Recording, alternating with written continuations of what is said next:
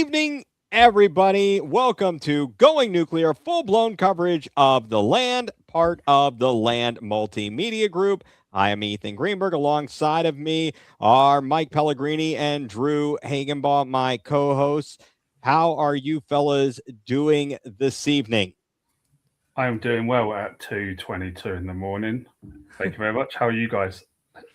Doing well, Ethan. Long time no see. I know it has been a long time. I don't know. No, folks, this has been kind of a fun evening, a little bit different.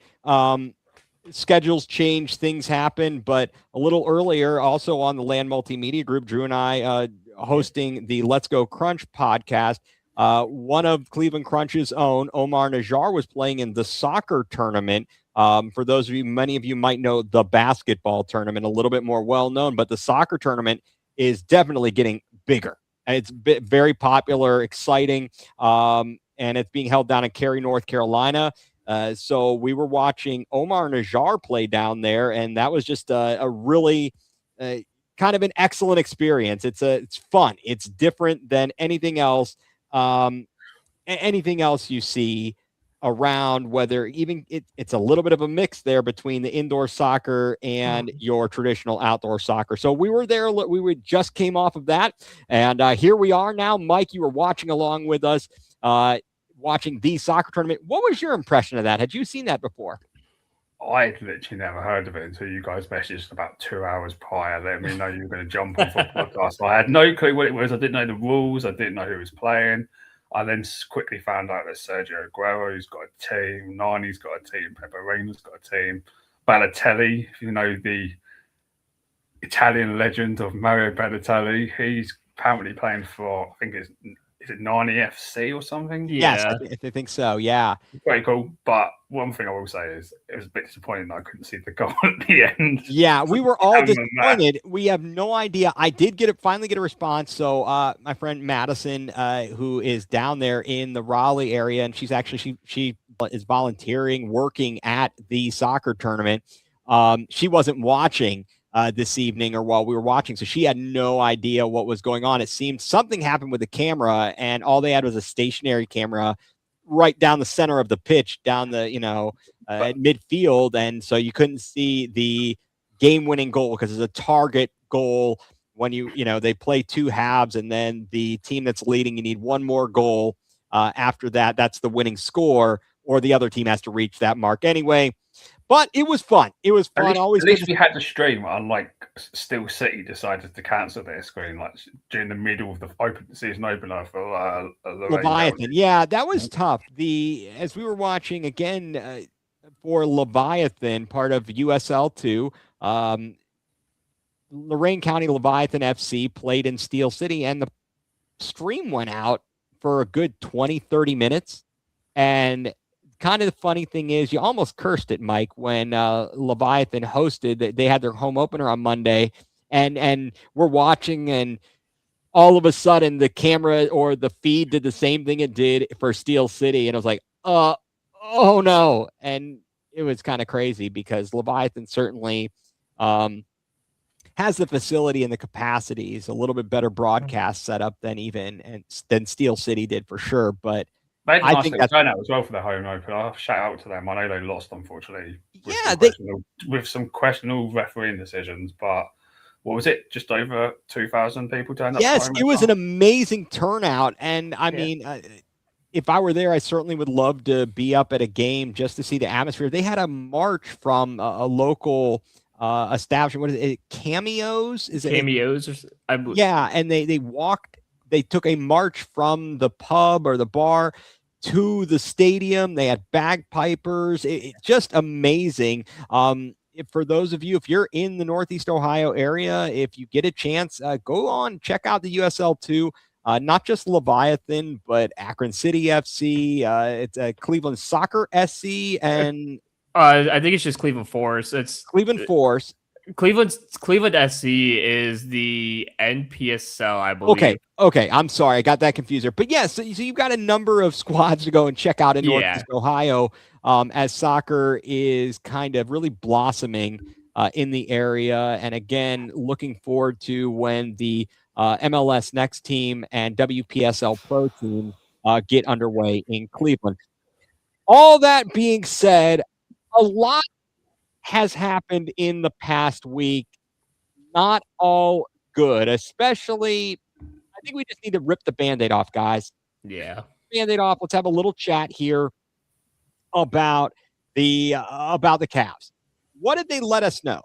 They let us know that they had no legs and the psyche was broken after game 1. You blow a 22-point lead with just over 7 minutes or something, 7 minutes to go in the ball game. We talked to Tim Alcorn after game 1's loss. He made us feel a little bit better, actually. Honestly, I can't believe that was only a week ago. Yeah. I was losing track of time, but we felt, okay, all right, this is a tough team. They have been through this. Mm-hmm. And it just went downhill from there. That moment and that stretch was just crazy. You could be critical, very critical of Kenny Atkinson in game 1 for not calling a timeout. I know that in speaking with Tim Alcorn, he said he kind of has a philosophy, and it sounds like it's very analytically driven from all the other things he said. Guys, all jokes aside, what did you make of the series? What did you make of Kenny Atkinson and the kind of bizarre comments he made? And just as a footnote or something to put out there, we weren't sure, is Kenny going to have a job? And apparently they're keeping him. I think they're keeping Kobe Altman. Nothing is changing there. We don't know what's going to happen with the roster, though. But, Drew, what do you think? What did you make of just the comments how did that strike you? I mean, it was just weird because the fact that you sit there and say, like, oh, well, analytically, we're up in the series. And it's like, well, analytically doesn't mean anything. Right. The everything is on the floor. Like, analytically, I don't care if you're analytically 2-1 up in the series. You're analytically losing and getting your butt kicked in every night in and night out. That's what's analytically happening. I don't get why he said that. It made no sense to me. I also saw that a lot of the bench players kind of had a falling out with Kenny, excuse me, with, it was a Freudian slip. It was a Freudian slip there. Kevin, Kenny. It seems like Kevin, Kenny, same person. Practically. But but with Kenny, yeah, they had a kind of a falling out because nothing was relayed to them. They weren't kind of like involved, it seemed like, in much, and they had no idea what's going on. So you kind of saw why the bench was kind of atrocious, because they weren't even clued in what was going on. So it seemed like there was going to be a falling out, and the fact that he's staying around, it's I don't know. It's kind of showing Kobe Altman a little bit too, because it's like, dude, you see like the players are kind of not going with Kenny at this point. Why keep that guy around? Why force a relationship there? And, don't get me wrong. Like you said, not everything's on the coach. Like, obviously the players have to do the bulk. They got to make a work. shot. They got to make a bucket. Yeah. And a free throw. They got to defend. Like, my God, yeah, you got to defend. You got to hit free throws, which we couldn't even do in the series. So no, they were mentally broken. And I'm sorry to interject, and Mike, I want your take on it as well. But Mitchell kind of came out and publicly supported Kenny. Mm-hmm. So he's kind of the centerpiece here, and we're going to get to what moves could be happening and what the initial scuttlebutt is after that just complete butt whooping, complete dismantling. I don't know if New York is hot or Cleveland is just that fatigued, and there's a whole lot we could discuss about that. Mike, I want to get your thoughts first before I kind of interject with just some things that kind of flew into my head as Drew was talking. Go ahead. What are your thoughts about it, Mike? So for the series itself, I think it came down to the fact of the rust versus rest factor a little bit. And like the Cavs in the first 2 series needed to get those series wrapped up before game 7s. And teams generally I actually spoke about this in one of my write-ups. I think it was after the elimination game where teams generally stretched their starters in the playoffs, give them more minutes to get the series over with as quickly as possible, basically. And the Cavs didn't do that. Kenny Atkinson basically kept his regular season rotations for the large part of those two series. Yes, he slimmed the number of players down a little bit in the second series to like 9 guys, but the starters were still getting regular season minutes. And I think that's what kind of cost the Cavs, because they ended up playing 7 games in both series. And then the Knicks only played 10 games over their 2 series. So that's an extra, 16 periods of basketball under their belt coming into this series. And I feel like that kind of cost the Cavs after they blew the first game. The first game, when they were fatigued, but they were going up against an opponent who was a bit rusty, they had to take that game, because of what I just said, because it was their best shot to get ahead in this series. Yep. And as soon as they lost that momentum, when they're fatigued, they were just done. Yeah, they mentally broke. And I think I feel like we've seen this before. This was deja vu all over again. I wonder, guys, in the grand scheme of things, and also, Mike, I will say, you talked about like an additional 16 periods of basketball. Well, we also had some overtime games. And some overtimes. The problem is, though, as well, like Kenny stuck to his regular season minutes with the starters. And that kind of backfired in the end. They're not like battle tested, not battle. They're cardiovascularly. There were stretches where Jarrett Allen wasn't on the court. And they'd be like, his decisions are mind-boggling. They are mind-boggling. And I'm really scratching my head. But let me try and throw this out there and to you guys to get your thoughts on this, because we did talk about this and we watched it all season long. The team never really was fully healthy. Even after the trade deadline, one guy would get injured. Then the next guy would get injured. Max Strus finally is going to be able to come back. And they never had it all together for a long period of time. Now you talk about, so I think that makes a difference in terms of where they were at as a unit heading into the playoffs. This season devolved into, in my opinion, a lot of this isolation ball. I don't think that was the intent or is the intent of Kenny Atkinson's offensive philosophy.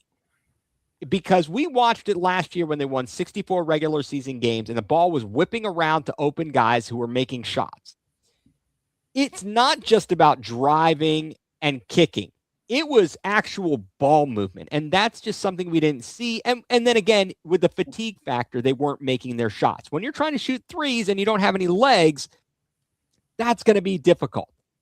But I also question the strategies of, not going to your bigs. I was going to say, what happened to the Twin Tower? James Harden came in, and back into the regular season, he was finding Allen and Mobley in the paint. Yeah, I don't understand. He kind of went away from it a little bit. Yeah. I don't understand why. Was it the strategy of the other team defensively that prevented the Cavs from doing that? But I think you have to get creative. And it seemed like there were just no answers. Now, again, when guys, we saw it, first of all, turnovers. What was with all the turnovers? Was the turnovers because of the defense? Was the turnovers just because they were mentally never there? They got lucky in being able to get by. I mean, being able to have more talent than Toronto and ultimately more talent than Detroit. And they showed up when they needed to. But you ran into a New York team that is just on a roll. They took their lump in like game 1 and they lost 2 games to Atlanta by 2 points combined. But by the end of that series, they gave them a drubbing, and they have been just rolling through. I have to question or wonder where these players' minds were at. I don't know if Kenny tried to simplify things with the rotations, or not with the rotations, but in what they were running. Drew, you mentioned the players had no idea what was going on. I don't think he did. I think he was flying by the seat of his pants. Well, and I think a lot of that was doing part that you said earlier. The ball used to be moving around. It was flowing. I I think once you brought in James Harden, a lot of that stopped because number one, you still had injuries to, some starters. And obviously a lot of these guys haven't practiced much together and played any games together really. So now you get fully healthy for the playoffs and you really don't know what to do because you have two completely different guys in Mitchell and Harden, who one brings up the ball very quickly, one brings up the ball very slowly.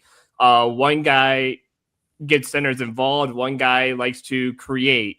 So there's a different mix, and you don't know how to kind of like when you don't have practice time together, when you don't have all the pieces together, it's hard to kind of drum up plays and it's kind of hard to figure things out on the fly. So I think that played in a lot of it was like, hey, look, at this point, we're just going to kind of just to do whatever, create yourself, do whatever you can yourselves, because I can't really draw anything up when I have two completely different people out there and they're double teaming. We don't know how it makes it a little bit difficult, and teams saw through that and they made it harder because they were looking for James Harden to make the pass down to centers. They quickly doubled him and forced him to move the ball somewhere else. We never adjusted. We never adjusted. And by the time we would make an adjustment, I mean, especially in that 22-point blown lead, not only did we not call the timeout because apparently Kenny's philosophy for whatever reason is to hold on to those things. We didn't make. He said basically he tried to make some changes or strategies, but like call a timeout and make the changes. It was too little, too late. If you see the subs that he made, it was all offense orientated. Yes, because it was just switching between like Strus, Merrill, and Wade. Yeah, I think it was, but you never went more on a like defensive approach. You go never to like Bryant or Kieran Edison to exactly stops. Like it was all about trying to generate more offense. Yeah, and they didn't need it at that very moment. What they needed is some defensive stops, and they needed their big guys to make some plays on the inside. So now we look, I think for us fans, it's hard to look at it and say, well, we took a step forward, because they did ultimately. They went from the past 2 seasons winning 1 game in the second round to winning a second round series. Yeah. And so now you're in the conference finals. What are you going to do next year? And Mike, I think you mentioned it to me earlier, right before we started, you're talking about how, like where the Knicks were and where we might be in terms of what we might do to change things up. The Knicks, they fired Tom Thibodeau last year after being in the conference finals. They lost to Indiana. Indiana was just on an amazing run. They got some luck, some fortunate breaks, and finally their luck, unfortunately for them, ran out in the finals in Game 7 to have Halliburton, pop his Achilles in the first quarter of Game 7 against the Thunder. But all that being said, they decided to move on from Tom Thibodeau, and we're scratching our heads a little bit going, that you just went to the conference finals for the first time in forever. Mm-hmm. What are you doing? They bring in Mike Brown, and I'm sorry, I don't see Mike Brown as some tactical genius. I've seen this guy. We witnessed him in 2 stints in Cleveland. And the first stint was way more successful, of course, because he had LeBron James. And he got completely depantsed by Stan Van Gundy. I do wonder though what he learned from being on Steve Kerr's coach. Well, what about Kenny? Kenny was on Steve Kerr's staff. I wonder, so they were there together. In fact, I think this has to do with the players just as much as anything. Yeah. So let's talk about the players. The Knicks made very minimal adjustments between roster of last year and this year as well. So they just changed the coach, and I think they made a couple of like small moves. Like one, they bought some like guy in at the deadline. I can't even remember his name. Alvarado. Jose Alvarado. Yeah, and then they also bring in Clarkson. Yeah, they brought in Clarkson too. But their entire core and top three guys off their bench remained. They didn't really make any drastic changes, really. It was all just about a little bit of depth at the back end. That was it, really. It was definitely. So now the question turns to, we were all wondering, is Kenny going to have a job?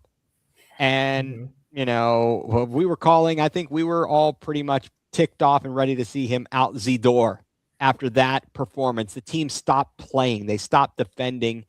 It was just, they were broken. I'm sorry. From what we saw, the evidence said they were not only physically fatigued, they were mentally fatigued. They didn't have it. Now you have to wonder, was it a situational thing, or is that just who they are? And I'm leaning toward that's who they are in the larger scale. Maybe a game here, a game there. And certainly to play through all these injuries between Kenny and the players, they had to do a lot to get over 50 wins and to get where they got, having all that inconsistency all season. James Harden has kind of been a lightning rod. People don't love him. They said he chokes in the playoffs. He had his moments, not great for sure. Nobody was good in the conference finals. But he certainly didn't shine, and that's kind of been the label he's had. As everybody was lamenting, and we were all saying, get him out. I don't want to pay this guy. Well, as I've listened to local sports radio and people who know a lot more than I do, my understanding is he has a player option, but the discussion apparently, which you can't have, is that they're going to extend him. And the benefit of extending him, so either he's going to sign a player option for like $40 million, or you're going to $42.3 million player option. The Cavs are probably going to extend him to like a 3-year, $90 million deal, so they'll save about $12 million on the cap. Right, and that'll get you below the second apron. Yep. And which is very important when it comes to what moves the team can make. And then you start looking at, all right, what other moves can be made?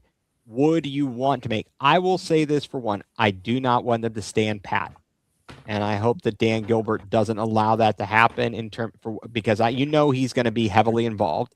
And I hope he voices his opinion to Kobe Altman and Mike Gansey's getting interviews, though, is he not, for GM? He's the guy that's getting interviewed by the 76ers. I totally forgot that Kobe. Isn't that no? Well, Johnny Bryant, the assistant coach, is apparently going to get interviewed by the Bulls.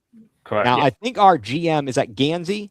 Gansey's getting interviewed with the Philadelphia. Right, I believe so. Because they just fired their GM, their genius who orchestrated the process. The process. Yeah, we see how that's gone for them.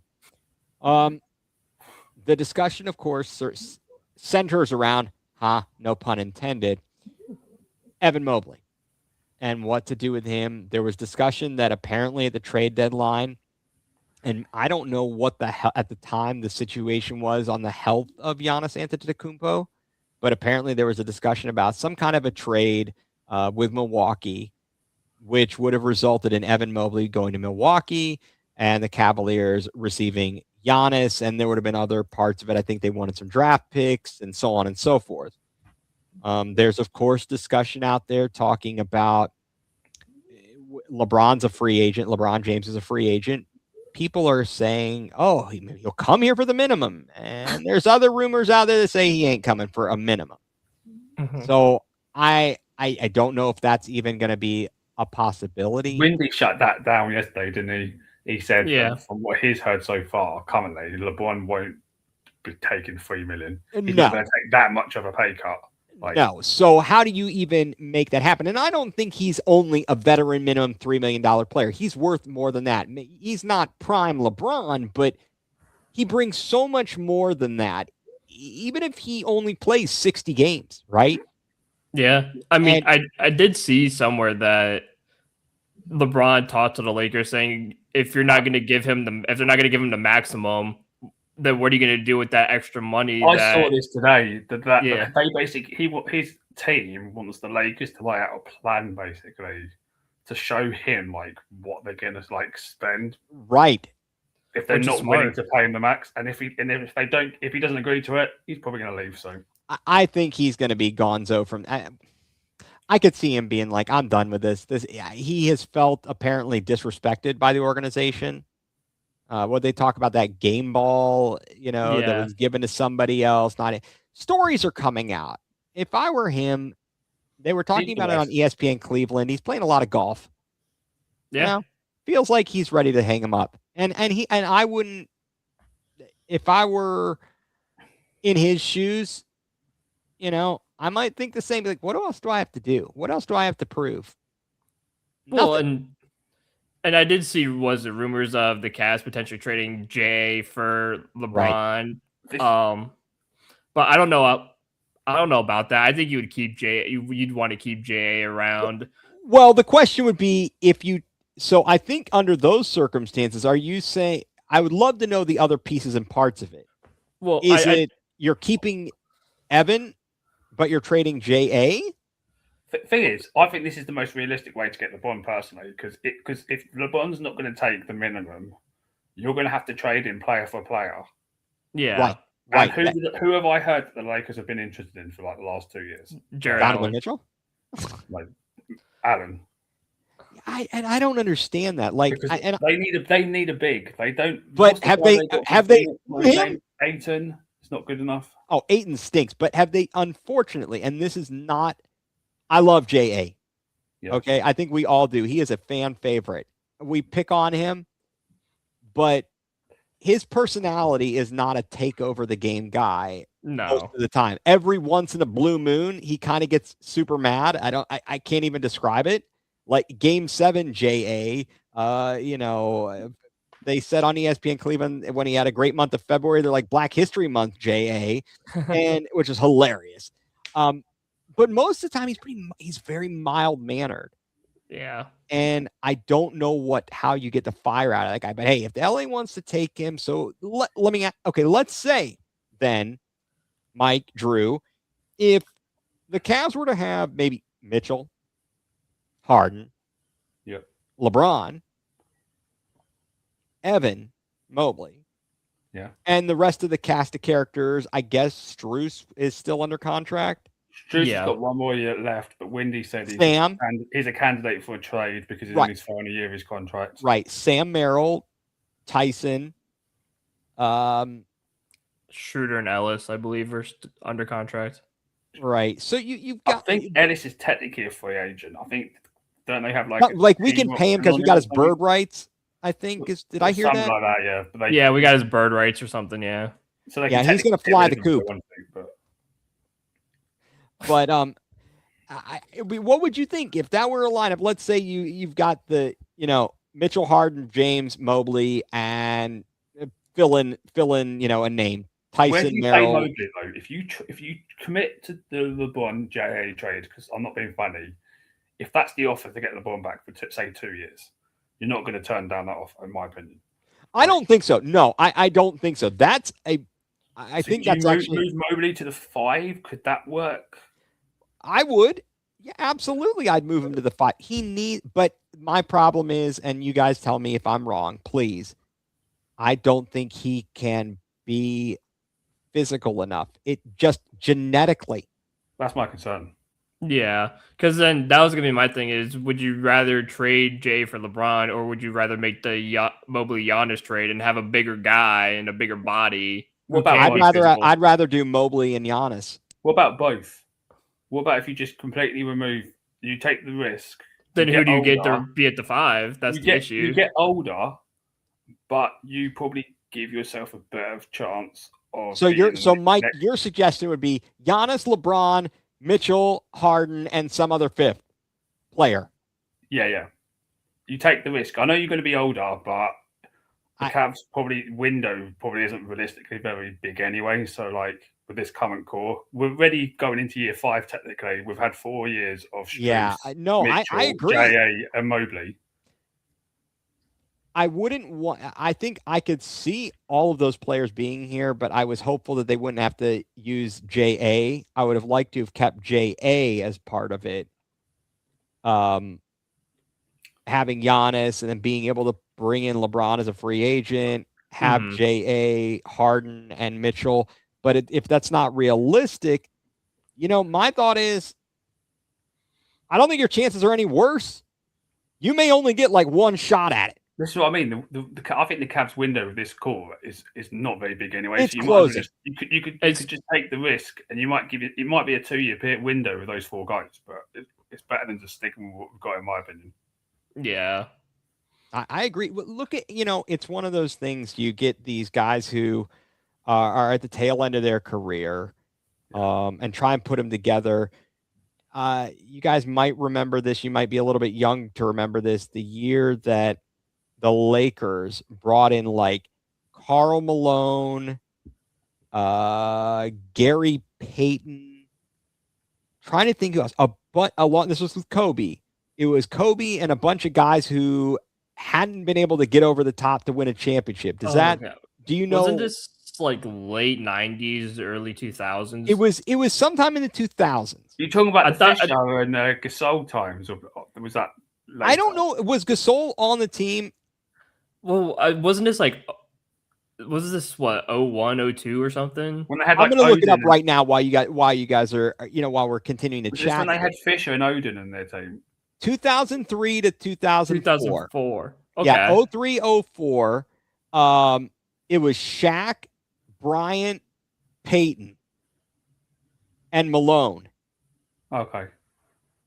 And they ultimately in the finals got dismantled by the Pistons.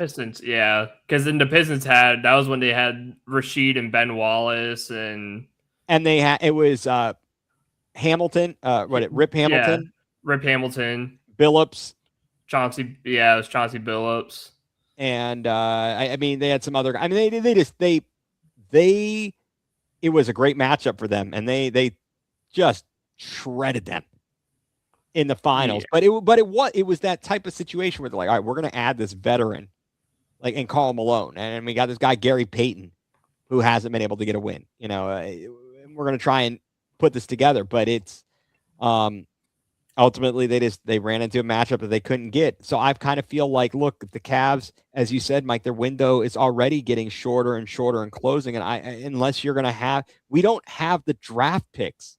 I think this is the other thing. I think it's between now and 2031, we have like one of our own. The rest of them are like, not even our own picks. Like, right. So because the other strategy then is you trade away a big piece for draft capital if you can, and it's going to take a couple years to then even be remotely relevant again. Because if you look at it, what happened to the Thunder after they traded all their pieces away? Because you had the year they went to the finals one year, and they were in the conference finals. So they had some when you had Harden, Durant, and Westbrook, and then ultimately they end up dismantling everything. And it took a while. They got all these draft picks back. And it took them years. And then finally they started getting the right draft picks. They made, as you pointed out, Mike, and I had forgotten the fact that SGA was acquired in a trade from the Clippers. Yep. And so, again, it's how do you want to do it? It's not Harden. Sorry, Mitchell's not going to accept a rebuild. No, he's not. So then if that's the case, you gotta make some moves. Yeah, I mean, which is why I kind of think Kenny's going to. Why is Kenny staying? They've decided we're going to keep the coach, but we're going to change 2 or 3 of the core players, like whether that's Strus, Mobley, Allen. A couple of them are going to go. Dean Wade's a free agent; he's probably going to be gone. Well, yeah. Even as I don't think I wouldn't re-sign him. He's got a ceiling on how much I would be willing to pay him. One thing I will say about Dean Wade though is if they do sign him, don't be surprised if they then trade him afterwards. That's a fair possibility. It just depends because you've got to work the salary cap here. I need Andrew Berry to come over to work the salary cap magic. Keep us out of the second apron and everything like that. I don't want to be in the kitchen. I want to be on the basketball court, not dealing with aprons. So yeah, all in all, guys, it's going to be an interesting off season. At this point, I am rooting for whomever comes out of the Western Conference to kindly destroy the Knicks. It's going to be the Thunder, unfortunately, after watching how last night went. Yeah, I believe I think the Thunder is going to win the next two. One of the next two games. I tend to agree. They seem to have figured it out, and with that in mind, I want them to destroy the Knicks. I am just tired of the media fawning over them just because they're from New York and making it out like this is some fairy tale story. Get out of here, please. Please get out of here. And I hear go New York, go New York, go. You can go home. Because am I recalling this correctly though? So the Knicks haven't been to the finals, was it since 97? 99. Or 99. It was a strike-shortened season. And they played the Spurs, is that correct? That is correct. And they lost. They had guys like Larry Johnson. I'm trying to think who else was on that team. I was traveling with the Canton Crocodiles baseball team when that finals was going on. And I think there were some players on the team, or at least one player who was originally from New York, Jess Siciliano. I recall he was a pitcher. But yeah, I was definitely they had some miracle play in the playoffs that Larry Johnson got a 4-point play in like the conference finals. It was a ridiculous call.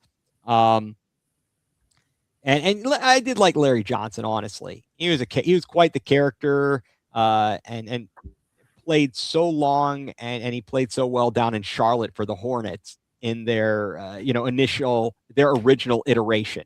Mm-hmm.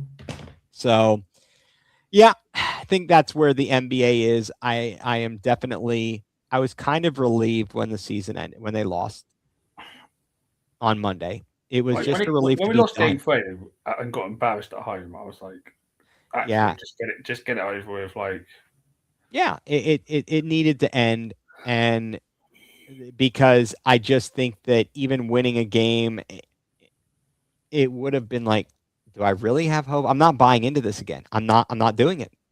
The only reason that I wanted us to win in the end was to just try and help the West out. Give them an extra game, like make the gap between series for them be a bit shorter. If that makes sense. Definitely. No, I agree.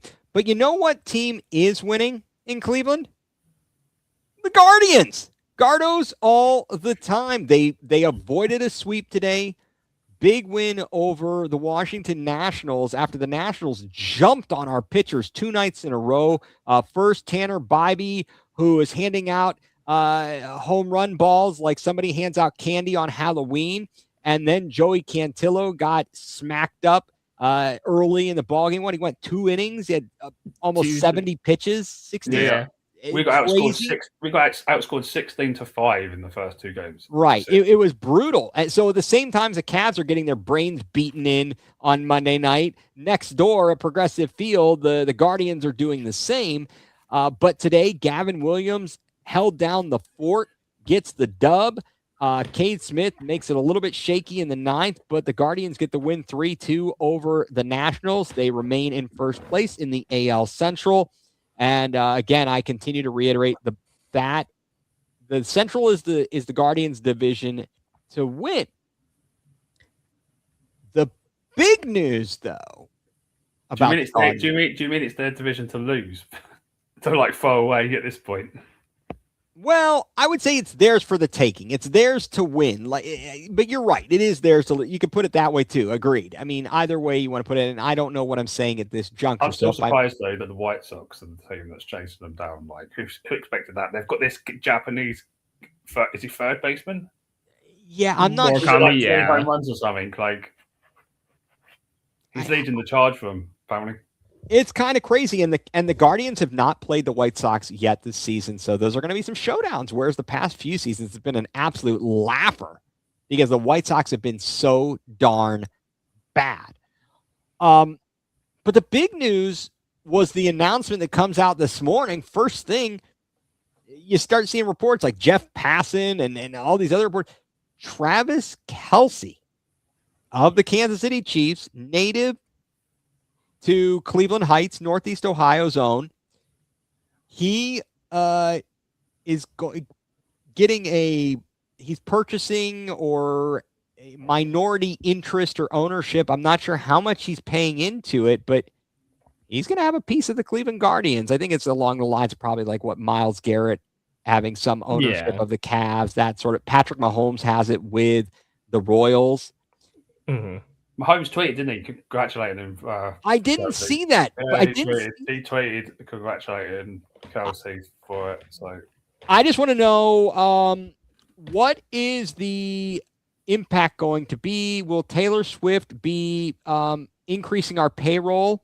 Will we be getting a big bat due to Taylor Swift? I'm really not counting on Kelce's salary and earnings. Did you see the tweet about her Eras Tour bonuses, staff bonuses, was like double of our payroll? Yeah. But then someone did point out that the tour was over 2 years. So even then, the bonuses she paid out was slightly greater than like our payroll. Our payroll for 2 years. Yeah. That's just ridiculous. So I just Googled because I know the dollar amount is undisclosed, but it says the franchise valued at approximately $1.7 billion. Even a fractional equity share, such as like a 1% stake, is typically acquired by athletes and MLB teams, is mathematically estimated to be worth $17 million. I mean, so it's close incredible. To 17 to 20. So it'd probably be around 17 to $20 million he put in. Yeah, so that's about a fifth of our payroll. Yeah, about a fifth of the payroll.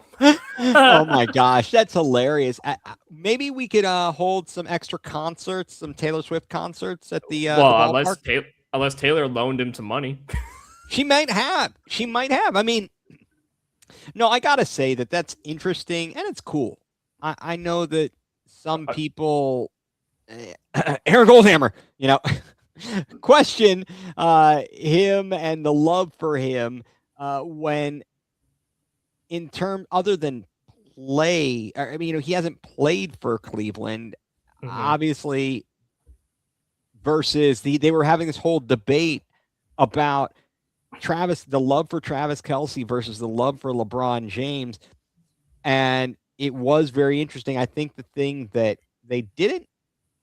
I don't believe they specifically brought it up. A lot of people don't like LeBron James and don't give him that, just the love, without any hesitation, because he left the city twice. And there's a lot of what do people want? There are scorned lovers. I've got some good friends who are scorned lovers. He brought me to have this day of my life, and I'm not even from the I understand, and I am the same way. I felt the first time he left was a betrayal, and the way it was done was so distasteful. Right. But I didn't have a problem with him leaving for LA.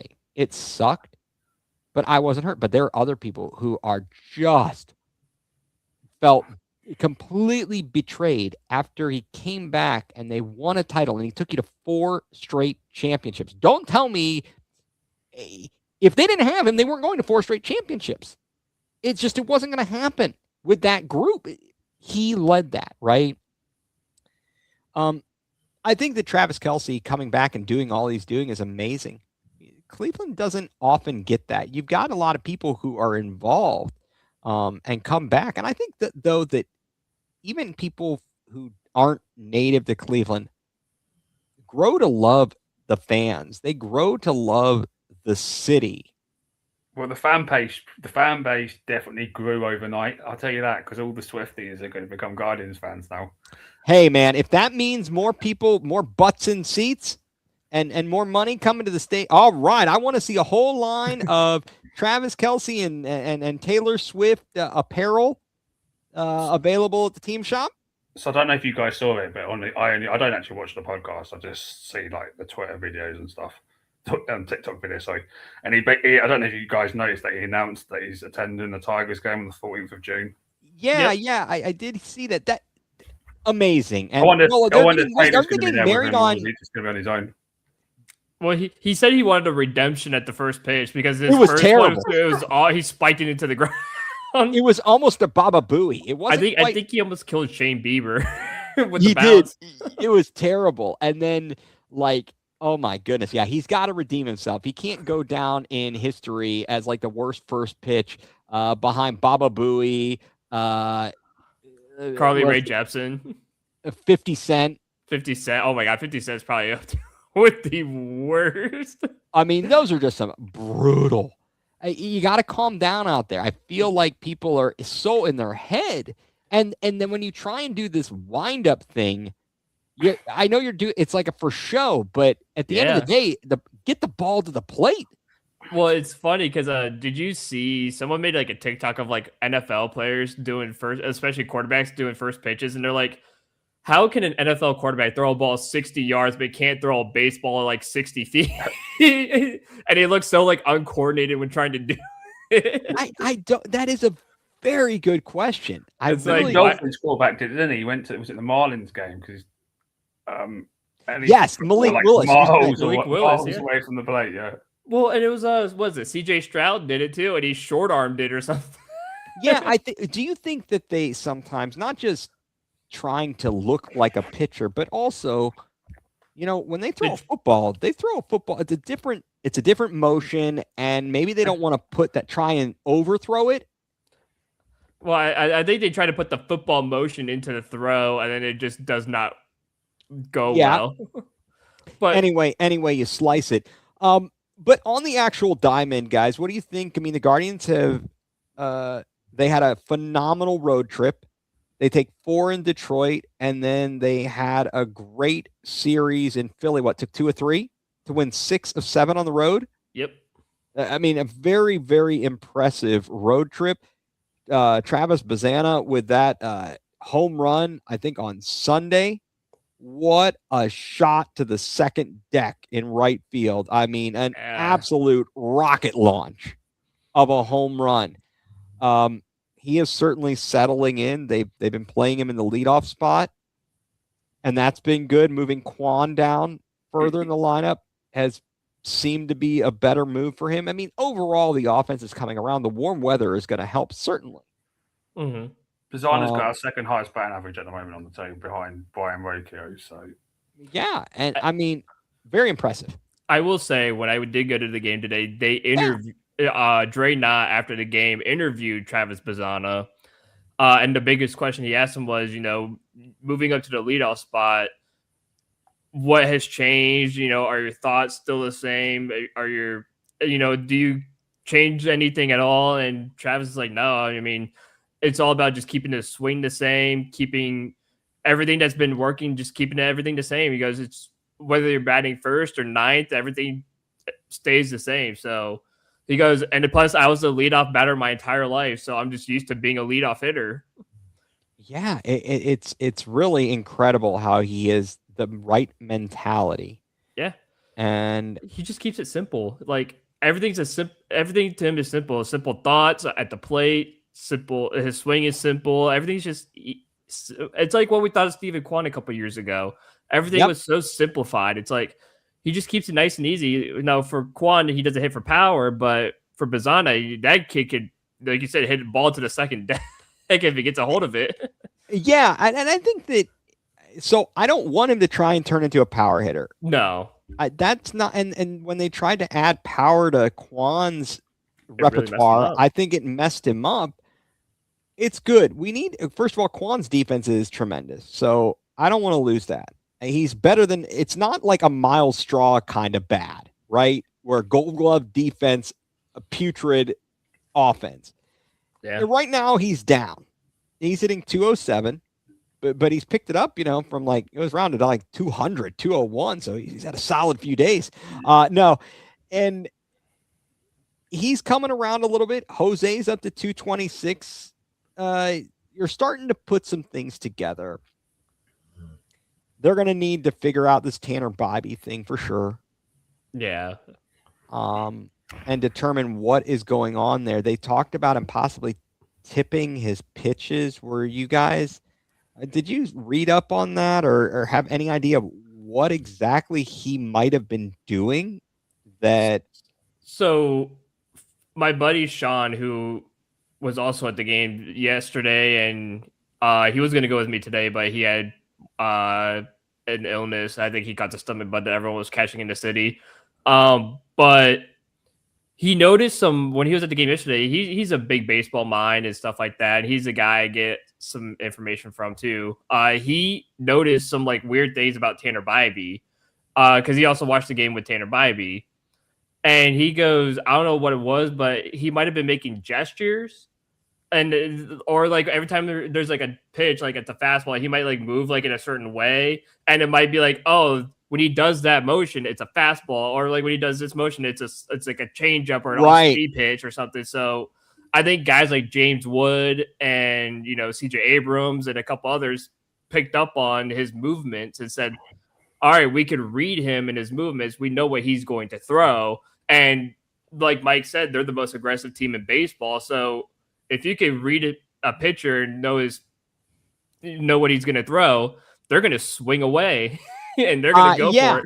It's going to be pretty helpful if you know where the ball is going or what, if it's going to, whether it's going to be a fastball or it's going to be a slider or a changeup or whatever. If you've got that kind of figured out, because it makes life a lot easier. Yeah, because it looked like, I think he was saying it was like his footing, whatever, like he was like jerking his foot like a little bit, like slightly or something. And it's like, okay, or like he was like doing something where it's like, okay, that's like a fastball, and he's like not moving, it's like a off speed or something.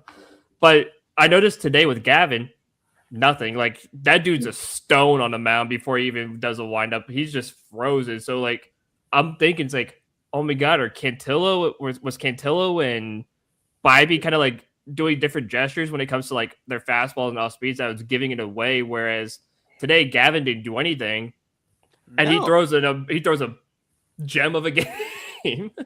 Yeah, and it's not like Washington, like it's they're as you've mentioned again, and you reiterated this, Mike. You said it, the aggressiveness at the plate. I mean, Washington's only 29-28 after today's loss. It's not like there's some juggernaut. Do you know what the thing that was weird? I found it a bit weird yesterday with Joey. Yeah, so they're the most aggressive team in the league. Yeah, they have the least amount of balls faced per hour, I think, in baseball. Yeah, yet Joey yesterday got up to like 70 pitches within 2 innings. Like, how does that add up? Like when they're so aggressive, like. Yeah, I don't know. That's a really it's a great question, and I don't know. But at the end of the day, you lose 2 or 3. That's not wonderful. Now you pick it back up. You got to win today, and now we got Boston coming in for the day off tomorrow. The Red Sox come in for the weekend. I mean, the Red Sox. I mean, they already fired their manager this season, right? Yeah, Alex Cora was fired. Yeah, they're sitting at 23 and 31. 30, yep. 31. They must have. I don't know if that includes tonight or what they're doing tonight, but they're definitely going on the roads though, the Red Sox, because I swear I heard that they're on track for like their worst ever home season ever. I think they're 9-18 right now at home, 14-13 on the road. So they played an even amount of games home and away, 27 apiece, and they're 9-18 at home. I will never count out the Boston Red Sox. You guys have seen me. You know what kind of fan I am. I'm not. I don't know that I fan scared, but I fan cautiously. And I'm never going to overlook any of these teams and count them out or any of that crap. And I'm not going to sit there and start celebrating their demise early. Sorry, I'm laughing because just watching or just seeing the Boston Red Sox on the schedule, it makes me laugh because I see the memes of if the Red Sox win, kids eat free, and the people are commenting, I'm like, oh my God, Red Sox, please win. And the kids are starving. Kids are dying because of you. Oh my gosh, that's hysterical. Absolutely hysterical. Okay, so Guardians, they've got a big weekend series coming up with the Boston Red Sox. Let's move along here. I think we're going to kind of just moving around here and skipping around. Let's go to something across the pond. Come on, you Spurs. That was a bright moment to our weekend. The Guardians were good, but I mean, Spurs, for those of you who don't know the English Premier League, Tottenham Hotspur, when the bottom 3 teams get relegated. And it's big hit financially. Tottenham was fighting the relegation battle all the way till the last game of the season. They were on their 3rd manager of the campaign. And they, on the last day, they got the win they needed. And ultimately, they had to have at least a draw because West Ham United, they got a big victory. They started scoring in the second half to beat Leeds. But Tottenham held on, a 1-0 win. And geez, Kinski came up clutch. Mike, you may have said it that maybe on or somebody said it, one of the shots, which was like a great save, might have been partially because of bad positioning on his part. But Mike, you're right there. How elated and relieved were you that Spurs was able to stave off relegation? And did you really actually imagine them being able to do that a few short weeks or a month ago? Well, I've been dismissing Spurs in the relegation battle for weeks, really. Like, I only got a bit worried. When was it? I don't know. When did we fall into the bottom? It was a month and a half ago, I believe. Because we fell in. We stayed in there for like a week and then came straight back out after the Villa game, wasn't it? Yeah.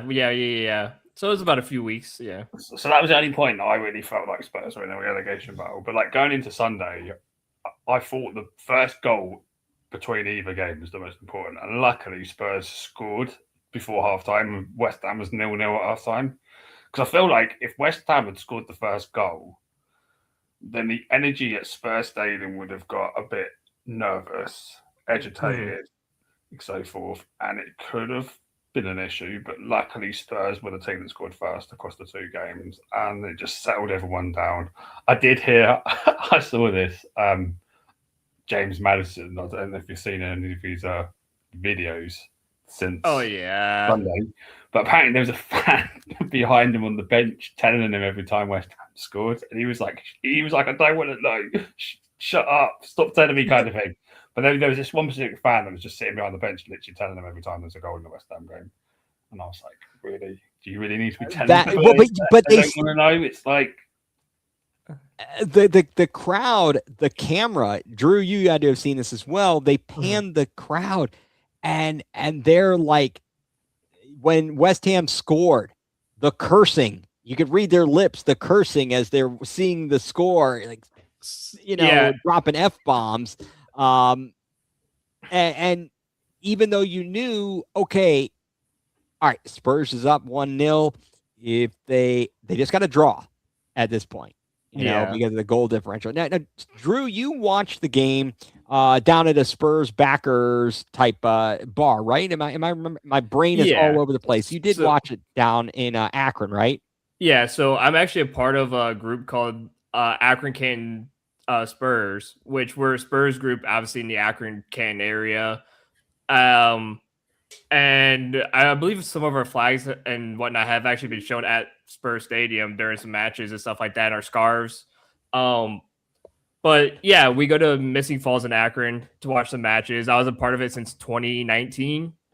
And yeah, I mean, we had both the Spurs and the West Ham game on inside the bar. So there's like 20 TVs in there, and like half of them were Spurs, half of them were West Ham, because obviously we wanted to keep an eye on both matches. So it was it was very nerve-wracking in the building.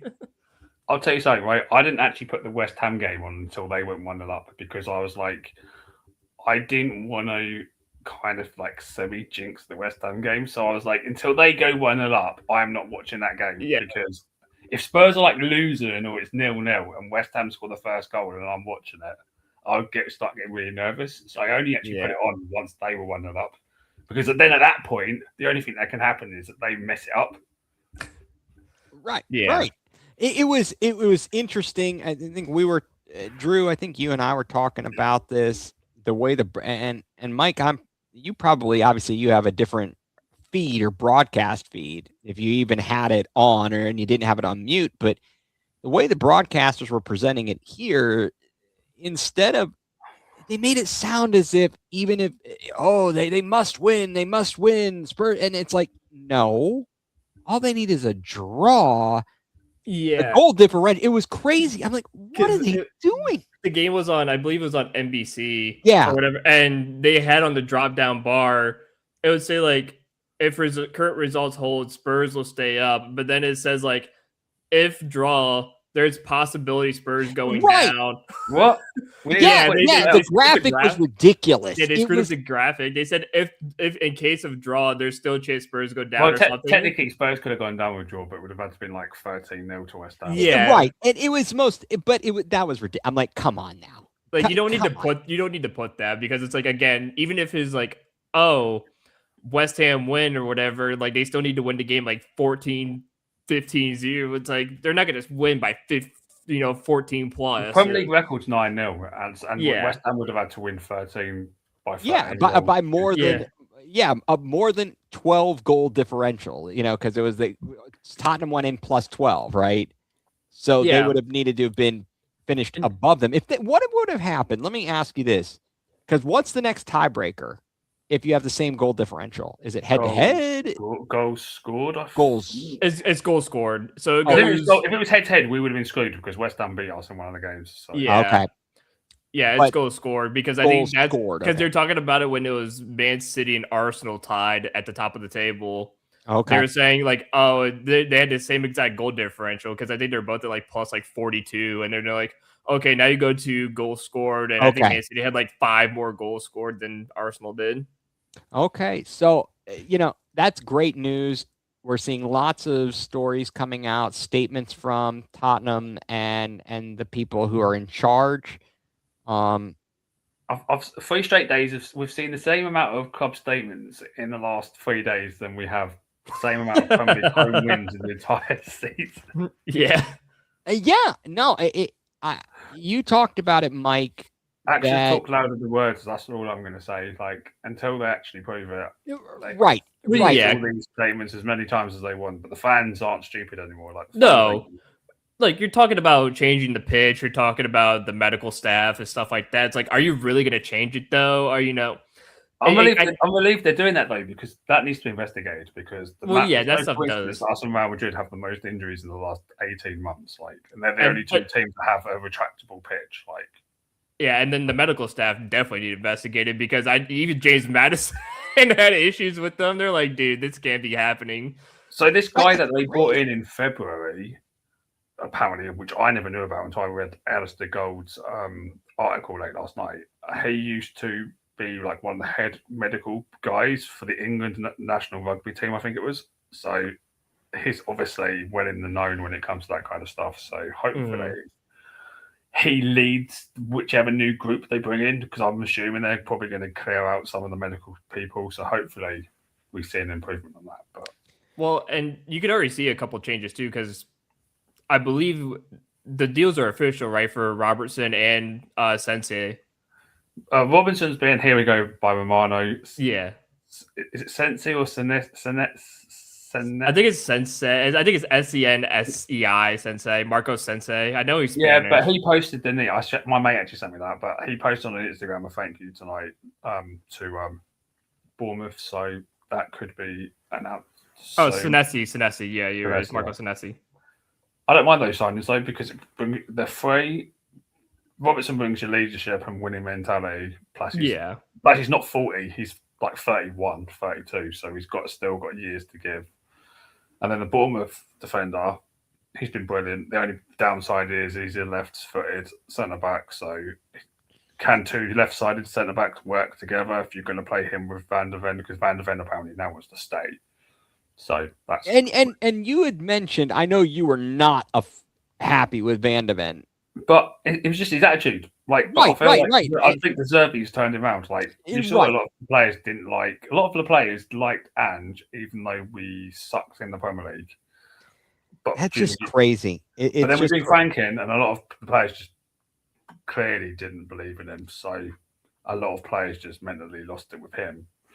But I feel like Van de Ven now likes De Zerbi, so I think he's probably going to be. I don't know. Will he be captain? Will that be him? Because he's been captain with Romero out, and Romero's definitely going. There's not after the having to fly back from Argentinian nonsense. Romero's gone. Like, he ain't sticking around. Like, so it'll be interesting to see who the captain's going to be. Very interesting, and Nuno Espirito Santo did ultimately did Spurs a favor. And he's staying at West Ham, apparently. He's going to manage him in the Championship. He did a U-turn because the reports coming out a week ago were saying that he was going to leave if they go down, but apparently they had an extensive meeting. Well, I guess the question is, do you want to have no job or do you want to have a job? Who's hiring him if he doesn't stay there? I don't know, really. Okay, exactly. So you want to have no job or you want to have a job? Paycheck or not? It's true. So I guess that's but that was kind of just a funny aside. But Spurs making moves early before the transfer window even opens, like, that's something different. Like, that is good. I just want to see this club actually, care and actually do something like that, because under the bald man that we've had, Daniel Levy, forever now, he wouldn't have made these early signings already. He would have not signed Robertson this early. He would not have agreed, because I saw it was a verbal agreement for Marcos Senesi. But we might have a problem with Marco Senesi, though, because I don't know how reliable this is, but Barcelona are sniffing. Yeah. But they need a centre back, so yeah. So it's ultimately up to him whether or not he wants to stay in the Prem or go somewhere else. But at least on the table, he's got a verbal agreement. So you got two guys basically agreed to come here already. So that's already a good start to the transfer window. I wouldn't mind John Stones, because I think he's very similar to Robertson. He brings you leadership and experience. He won't play many games, I don't think, but he'll add something to the team. Plus, you let Dragusin go, who's absolutely useless. Like, yeah, he definitely not so good there. What are they going to do at netminder, at goalkeeper? Are we going to be relying on Kinski, or are they go? I'm seeing things they're talking about. We know Vicario's Gonzo is going to be Gonzo. Vicario's an interesting one because Inter Milan had agreed, like, in principle, to sign him. Right. There's no reports coming out saying that he may not go there. Yeah, well, that's okay. Just please take your services elsewhere. That guy frustrated me. Would you keep Vicario as a backup, though, if they guaranteed you that Kinski was going to be a starter? I keep him as a backup. Yeah, as a backup. But I do think he goes, though, and I was it rumors of James Trafford? Yeah, I just saw that. But there's also been rumors of the Bayern goalkeeper. Yeah. And they've also been linked to Benfica's goalkeeper, because Benfica's goalkeeper also played with De Zerbi in Shakhtar, I think it was. So, yeah. But you know what, guys? I think ultimately there's only one person or one thing to thank for this Tottenham resurgence. It's De Zerbi. No, it's Peppa Pig. Oh, Peppa Pig. Spurs have had one loss since Peppa Pig, and that was the Chelsea game. How can you argue with Peppa Pig? You want to talk about what's more popular, Peppa Pig or Taylor Swift?